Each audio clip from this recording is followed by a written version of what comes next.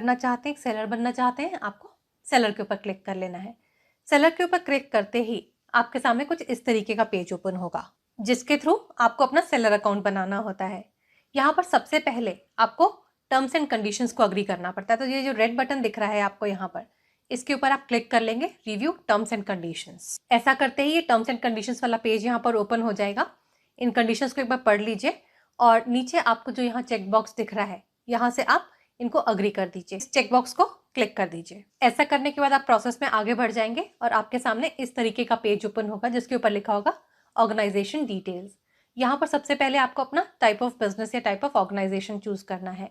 यहाँ ये प्रोप्राइटरशिप हो सकता है, फर्म हो सकता है, काफी सारे ऑप्शंस आपको यहाँ पर दिख रहे हैं। इसमें से आप अपने ऑप्शन को चूज कर लीजिए, आपका बिजनेस किस तरीके का बिजनेस है, और उसके बाद अपने बिजनेस के या ऑर्गेनाइजेशन के नाम की करेक्ट स्पेलिंग यहाँ पर लिख दीजिए। अब देखिए, यहाँ पर सिस्टम आपसे कह रहा है कि ये जो बिजनेस या ऑर्गेनाइजेशन का नाम होता है, ये एडिटेबल नहीं होता है। एक बार आपने इसको सेव कर दिया, उसके बाद में आप इसको चेंज नहीं कर पाएंगे। तो यहाँ पर करेक्ट नाम एक ही बार में भर लीजिए और उसके बाद नेक्स्ट बटन पर क्लिक करके आगे बढ़ जाइए। अब यहाँ पर आगे बढ़ते समय सबसे पहले आपको अपना वेरिफिकेशन करना पड़ता है, यानी कि पर्सनल वेरिफिकेशन यहाँ पर आपको करना पड़ेगा।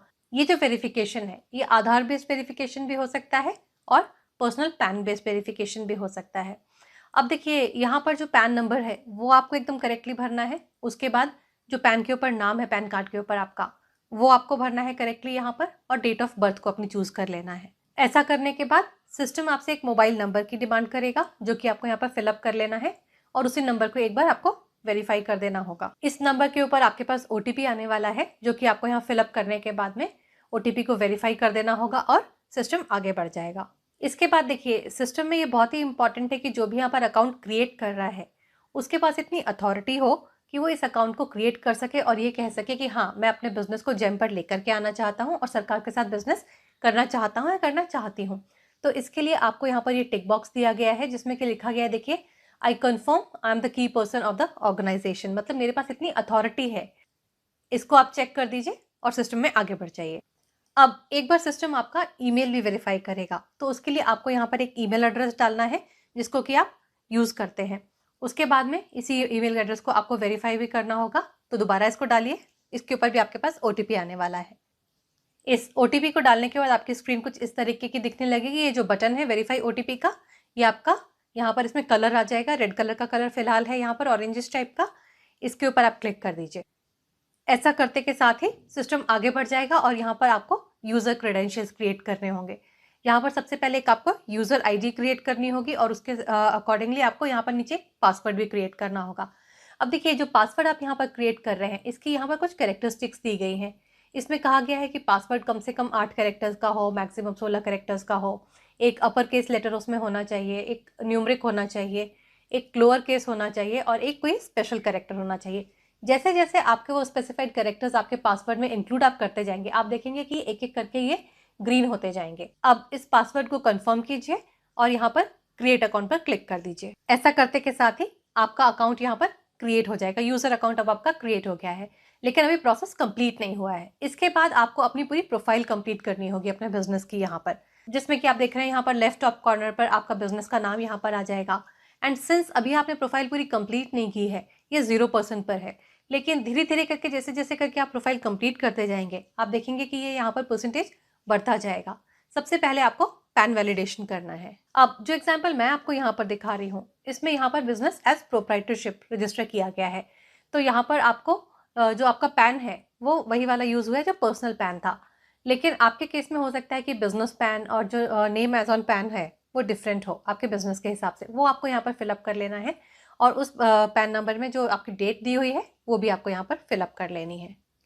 अब जैसे ही आप आगे बढ़ेंगे, यहाँ पर आपका बिजनेस ऑर्गेनाइजेशन नेम और नीचे डेट ऑफ इनकॉर्पोरेशन, मतलब आपने कब अपना बिजनेस स्टार्ट किया था, ये आता है कंपनी डिटेल्स के अंदर। तो आपको ये इन्फॉर्मेशन यहाँ पर फिलअप कर देनी है। अब देखिए, यहीं पर आपको कुछ और भी इन्फॉर्मेशन अपने बिजनेस के आगे कंपनी प्रोफाइल के सेक्शन में प्रोवाइड करनी होती है। जैसे कि यहाँ पर आपसे सबसे पहले पूछा गया है आपसे कि आर यू अ स्टार्टअप। तो यहाँ पर आपको यस एंड नो करना है। लेकिन देखिए, कोई भी बिजनेस आपने जस्ट स्टार्ट किया डजंट मीन कि वो स्टार्टअप है। किसी भी बिजनेस को स्टार्टअप कहने के लिए उसको एक प्रॉपर्ली रजिस्टर करना होता है एज अ स्टार्टअप, और उस केस में आपके पास एक DIPP नंबर भी होता है। अगर आप एज स्टार्टअप बोलते हैं तो आपको वो नंबर आगे जाके प्रोवाइड करना होगा, इसलिए देख के उसको भरिए। उसके बाद देखिए, अगर आप एमएसएमई हैं तो आपको येस एंड नो के अकॉर्डिंग यहाँ पर भरना होगा। आपको बिड्स में पार्टिसिपेट करना है या नहीं करना है, जो गवर्नमेंट बिड्स निकलेंगी उसमें आप पार्टिसिपेट करना चाहते हैं या नहीं चाहते हैं, उसमें आपको येस एंड नो करना होगा। And do you want to opt for Sahay. ये सहाय जो है ये एक तरीके की यहाँ पर मोबाइल एप्लीकेशन है जो कि स्पेशली जेम के लिए लॉन्च की गई, जिसके थ्रू आपको फाइनेंसिंग अपॉर्चुनिटीज़ यहाँ पर मिल जाती हैं। इसके ऊपर मैं काफ़ी डिटेल में वीडियो बनाने की कोशिश करूँगी कुछ ही दिनों में। अगर उस वीडियो को देखते रहना चाहते हैं तो एक बार चैनल को ज़रूर सब्सक्राइब कर लीजिएगा, ताकि वो एक बहुत इंपॉर्टेंट वीडियो आने वाला है, आपसे मिस ना हो। इसी के साथ साथ जेम के दूसरे एस्पेक्ट्स पे भी मैं काफ़ी डिटेल वीडियोस लेकर आने की कोशिश करूंगी, उनको देखने के लिए भी चैनल को ज़रूर सब्सक्राइब कर लीजिएगा। अब यहाँ पर नेक्स्ट स्टेप में आपको अपने ऑफिस का कंप्लीट एड्रेस प्रोवाइड करना होगा, फिजिकल एड्रेस प्रोवाइड करना होगा। इसी के साथ साथ आप ये भी देख रहे हैं कि यहाँ पर सिस्टम आपसे ये भी कहेगा कि अगर आपको 30 लाख के ऊपर के ऑर्डर लेने हैं तो उस केस में आपको अपना GSTIN भी प्रोवाइड करना होगा। देखिए, जैसे जैसे हम डिटेल्स फिलअप करते जा रहे हैं, आप देखते जा रहे हैं कि ऊपर प्रोफाइल वाला जो मैंने दिखाया था आपको, परसेंटेज इनिशियली 0 पर था, ये अब धीरे धीरे बढ़ता जा रहा है एंड फिलहाल इस स्क्रीन पर जाकर के ये 50% तक हो गया है। इसका मतलब हमने अपने प्रोफाइल को यहाँ पर 50% तक रेडी कर लिया है, लेकिन अभी भी यहाँ पर काम बाकी है, इसलिए आपको कंटिन्यू करना होगा। अब यहाँ पर नेक्स्ट स्टेप में आपको अपने बैंक के डिटेल्स प्रोवाइड करने होंगे, अपना IFSC कोड देना होगा, बैंक नेम, बैंक का एड्रेस, अकाउंट नंबर, ये सारे डिटेल्स आपको यहाँ पर देने होंगे। और ये वो अकाउंट होगा जिसके थ्रू आप जेम के साथ में डिफरेंट जो बायर्स हैं उनसे ट्रांजैक्ट करेंगे। इस अकाउंट में आपके पैसे आने वाले हैं, तो ये डिटेल्स ठीक से भरिएगा। अब यहाँ पर नेक्स्ट स्टेप में आपको E-इनवॉइस डिक्लेरेशन करना होता है। आपका जो टर्नओवर है मैक्सिमम इन 3 ईयर्स, वो उसकी इन्फॉर्मेशन आपको यहाँ पर फिलअप करनी है। और उसके बाद देखिए, यहाँ पर जो अगला स्टेप है, यहाँ पर दिया गया है specific categories excluded from compliance to E-इनवॉइस एज नोटिफाइड। तो अगर किसी कारण से आप E-इनवॉइसिंग से एग्जम्प्टेड हैं तो वो यहाँ पर आपको फिलअप करना होगा। फिर देखिए, यहाँ पर लेफ्ट साइड में देखिए आपको कुछ ऑप्शनल चीज़ें दिख रही हैं, जिसमें कि आपको दिख रहा है टैक्स असेसमेंट, MSc, स्टार्टअप, इस तरह की चीज़ें आपको यहाँ पर दिख रही हैं।